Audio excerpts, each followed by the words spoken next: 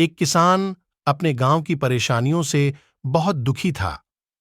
किसी ने उसे अपने दुखों के निवारण के लिए बुद्ध की शरण में जाने को कहा, जो कुछ दिनों के लिए यहां से कुछ दूर एक गांव में आया है, वह निश्चय ही तुम्हारे सब दुखों का निवारण करेगा।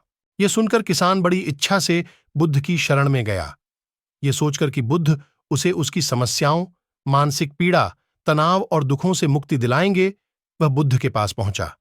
उसने बुद्ध से कहा कि हे बुद्ध, मैं एक किसान हूं, मुझे खेती करना पसंद है, लेकिन बारिश कभी भी पर्याप्त नहीं होती और मेरी फसलें बर्बाद हो जाती हैं।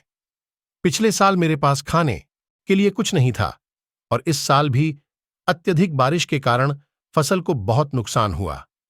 मेरे पास खाने के लिए पर्याप्त भोजन नहीं है। किसान ने कहा, मैं शादीशुदा हूं, मेरी पत्नी मेरा ख्याल रखती है, मैं उससे प्यार करता हूं, लेकिन कभी कभी वह मुझे बहुत परेशान करती है और घर में बहुत क्लेश हो जाता है, जिससे मुझे लगता है कि अच्छा होता अगर वह मेरी जिंदगी में नहीं आती।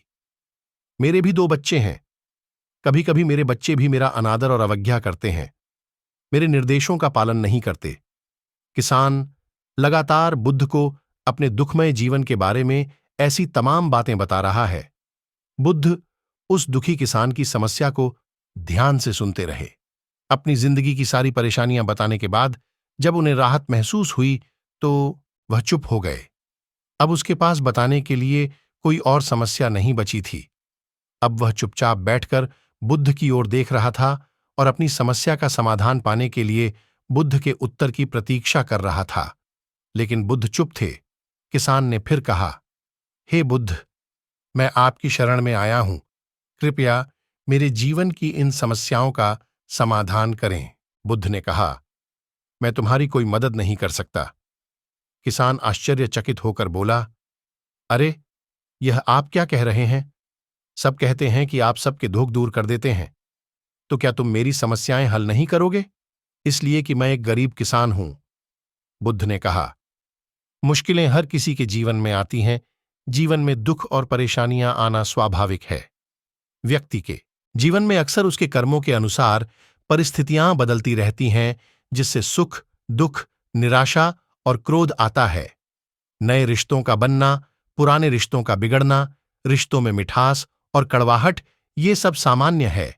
यह जीवन का हिस्सा है और यह जीवन का चक्र है। हकीकत तो यह है कि हम सभी के जीवन में 83 प्रकार की कठिनाइयां हैं। इन कठिनाइयों का समाधान आप और मैं नहीं कर सकते, कोई नहीं कर सकता। जिंदगी और जिंदगी में बनने वाले रिश्ते स्थिर नहीं होते। एक दिन रिश्तेदार भी चले जाएंगे और जिंदगी भी खत्म हो जाएगी। लेकिन ये समस्याएं वैसे ही रहेंगी जैसे आज आपकी जिंदगी में हैं और कल किसी और की जिंदगी में होंगी। इस पर किसान अपना नियंत्रण खो देता है और क्रोधित हो जाता है और ऊंची आवाज में बुद्ध से कहता है कि हर कोई कहता है कि तुम्हें एक महात्मा, एक सिद्ध पुरुष, एक प्रबुद्ध व्यक्ति होना चाहिए। मैं इस विश्वास के साथ यहां आया हूं कि आप मेरी मदद करेंगे। यदि आप मेरी समस्याएं हल नहीं कर सकते तो मेरा यहां आना व्यर्थ था। हर कोई झूठ बोलता है कि वे समस्याओं का समाधान करते हैं। आपने मेरी एक भी समस्या का समाधान नहीं किया। तुमसे अच्छे तो वह महात्मा हैं जो 2 वर्ष पहले मेरे घर आए थे। उन्होंने मेरे लिए यज्ञ कराया, दान दक्षिणा दिलवाई और मेरे मन को असीम शांति मिली।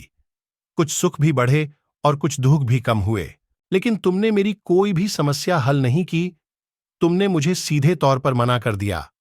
बुद्ध ने कहा, क्या वह सब करने से जीवन के सारे दुख समाप्त हो गए? इतना कुछ करने के बाद भी अब आप इतने परेशान क्यों हैं? अब आप पहले से भी ज्यादा दुखों से घिर गए हैं। तात्पर्य यह है कि जीवन में दुख कभी समाप्त नहीं होते। किसान बोला, तो क्या मैं मान लूं कि तुम मेरी मदद नहीं कर सकते? यदि आप ऐसी छोटी छोटी बातों का समाधान नहीं कर सकते तो आपके उपदेशों का क्या लाभ? बुद्ध ने कहा, मैं तुम्हारी 84वीं समस्या का समाधान तो नहीं कर सकता, लेकिन हां, मैं तुम्हारी 84वीं समस्या का समाधान अवश्य कर सकता हूं। किसान आश्चर्यचकित हो गया और बोला, 84वीं समस्या क्या है बुद्ध? बुद्ध ने कहा, यानी फी कि तुम अपने जीवन में कोई समस्या नहीं चाहते। आपकी सारी समस्याएं इसी समस्या के कारण उत्पन्न हुई हैं। यदि आप इस तथ्य को स्वीकार कर लें कि जीवन में समस्याएं मौजूद हैं और समस्याएं जीवन का हिस्सा हैं, तो आप जीवन की समस्याओं से विचलित नहीं हो पाएंगे। आप जीवन में आने वाली समस्याओं से विचलित हो जाते हैं क्योंकि आपको लगता है कि आप दुनिया के सबसे दुखी व्यक्ति हैं, जबकि सच्चाई यह है कि हर किसी को अपना दुख सबसे ज्यादा महसूस होता है।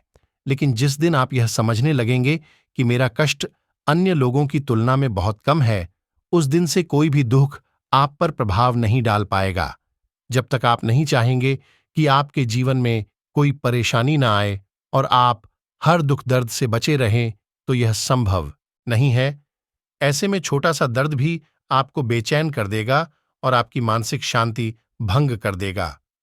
अगर आपके जीवन से परेशानियां पूरी तरह से दूर हो जाएं, अगर आपको हर दिन हर पल बिना दुख और कठिनाइयों के जीवन जीने को मिलेगा, तो आप ज्यादा दिन तक ऐसा नहीं जी पाएंगे।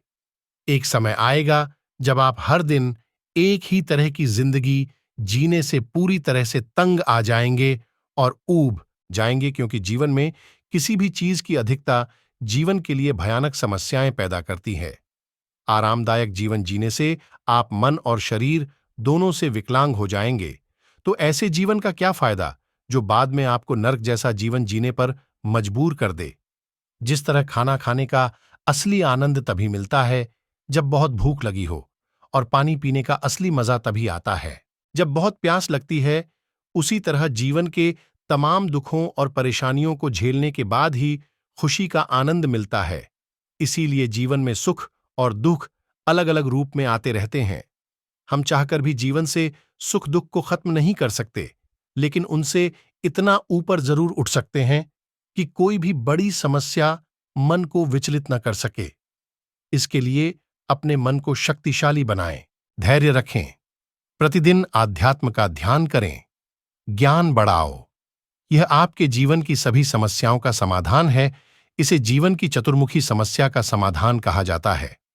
महात्मा बुद्ध का यह अद्भुत ज्ञान पाकर किसान संतुष्ट हो गया और उसका मन बिल्कुल हल्का हो गया। मन में जो समस्याएं परेशान कर रही थीं, उनके प्रति जिज्ञासा शांत हो गई। किसान ने अपनी आंखें बंद कर लीं और आनंद का अनुभव करने लगा। किसान को समझ आ गया कि वह अब तक क्या गलती कर रहा था और वह बुद्ध के चरणों में गिर गया।